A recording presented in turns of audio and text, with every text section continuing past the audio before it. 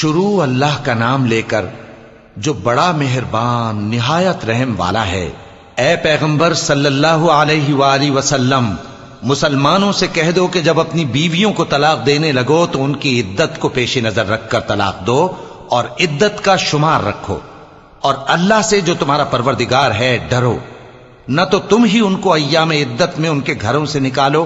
اور نہ وہ خود ہی نکلیں، ہاں اگر وہ کھلی بے حیائی کریں تو اور بات ہے، اور یہ اللہ کی حدیں ہیں، اور جو اللہ کی حدوں سے تجاوز کرے گا وہ اپنے آپ پر ظلم کرے گا۔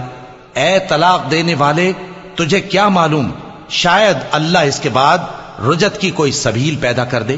پھر جب وہ اپنی میعاد یعنی عدت ختم ہونے کے قریب پہنچ جائیں تو یا تو ان کو اچھی طرح سے زوجیت میں رہنے دو یا اچھی طرح سے علیحدہ کر دو، اور اپنے میں سے 2 منصف مردوں کو گواہ کر لو، اور اے گواہو، اللہ کے لیے درست گواہی دینا۔ ان باتوں سے اس شخص کو نصیحت کی جاتی ہے جو اللہ پر اور روز آخرت پر ایمان رکھتا ہے، اور جو کوئی اللہ سے ڈرے گا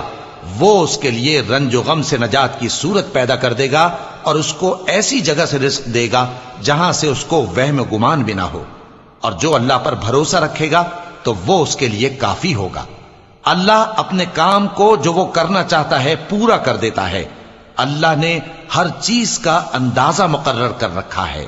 اور تمہاری طلاق والی بیویاں جو حیض سے نا امید ہو چکی ہوں، اگر تم کو ان کی عدت کے بارے میں شبہ ہو تو ان کی عدت 3 مہینے ہے، اور جن کو ابھی حیض نہیں آنے لگا ان کی عدت بھی یہی ہے۔ اور حمل والی عورتوں کی عدت وضع حمل یعنی بچہ جننے تک ہے،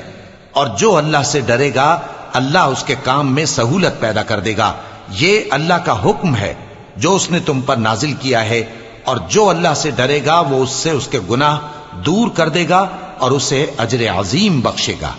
طلاق والی عورتوں کو ایام عدت میں اپنی حیثیت کے مطابق وہیں رکھو جہاں خود رہتے ہو،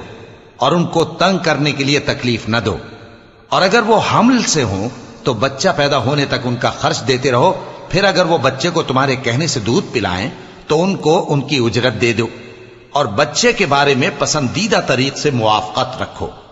اور اگر باہم ضد اور نا اتفاقی کرو گے تو بچے کو اس کے باپ کے کہنے سے کوئی اور عورت دودھ پلائے گی۔ صاحب وسعت کو اپنی وسعت کے مطابق خرچ کرنا چاہیے، اور جس کے رزق میں تنگی ہو جتنا اللہ نے اس کو دیا ہے وہ اس کے موافق خرچ کرے۔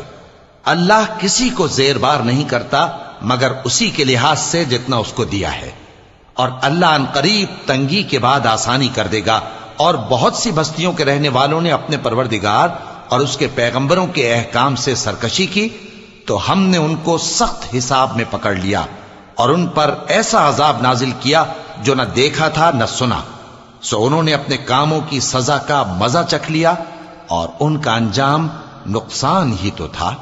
اللہ نے ان کے لیے سخت عذاب تیار کر رکھا ہے، تو اے عقل والو جو ایمان لائے ہو اللہ سے ڈرو۔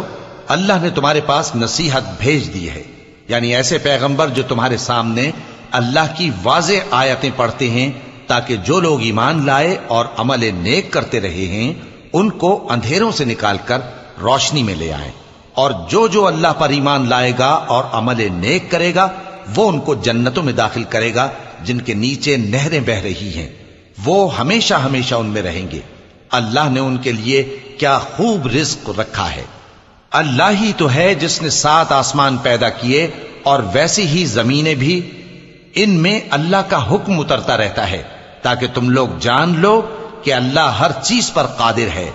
اور یہ کہ اللہ اپنے علم سے ہر چیز کا احاطہ کیے ہوئے ہے۔